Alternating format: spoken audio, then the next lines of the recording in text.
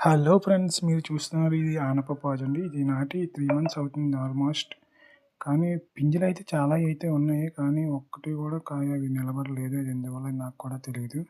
So, ఈ వీడియోలో మీరు చూస్తున్న ఆ 3 కాయలే మనకైతే ఒక 1 వీక్‌లో రెడీ అయితే అవుతాయండి. సో, కెమికల్ స్ప్రే కాకుండా ఆర్గానిక్‌గా ఏం చేస్తే అది కాయలు వస్తాయనేసి మీకేమైనా తెలిసుంటే కామెంట్ బాక్స్‌లో కామెంట్ చేయండి.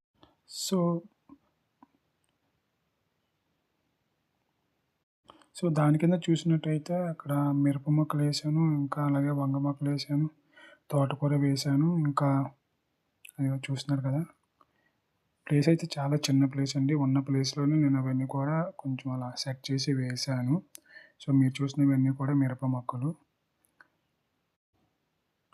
సో, ఇదంతా కూడా తోటకూర అయితే చాలా అయితే ఉండేది. మొత్తం అంతా కట్ చేసాను తోటకూర. సో, అవన్నీ కూడా విత్తనాలు అవి మళ్ళీ అక్కడ ప్లేస్‌లో అవంతా అలా రబ్ చేసి వేసేస్తే అవి మళ్ళీ చిన్న చిన్న మొక్కలుగా ఎదుగుతాయి.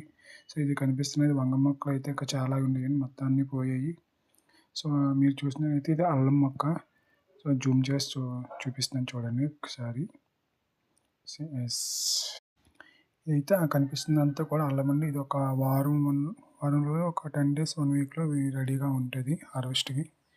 సో, ఇదంతా కనిపిస్తున్నది చెరుకు. ఇది మొన్న ఫెస్టివల్‌కైతే మొత్తం కట్ చేసి ఊర్లో అందరికీ కూడా ఇచ్చేసామండి. చిన్న చిన్న పీసులు కట్ చేసి మీరు చూస్తున్నారు కదా! అవంతా కూడా అవి కట్ చేసినవి వీటి యొక్క మొదళ్ళనమాట. సో, కనిపిస్తున్నది ఇది పసుపు. ఇంకా చాలా మొక్కలైతే ఉన్నాయి. కానీ వీడియో లెంత్ ఎక్కువైపోతుందనేసి అయితే తీయలేదు వీడియో అది. చూపించలేదు. సో, పక్కన కనిపిస్తున్నది అది కర్ర పెండలం అండి. ఇది ఒక 1 వీక్‌లో అవి కూడా రెడీ అవుతాయి హార్వెస్ట్‌కి.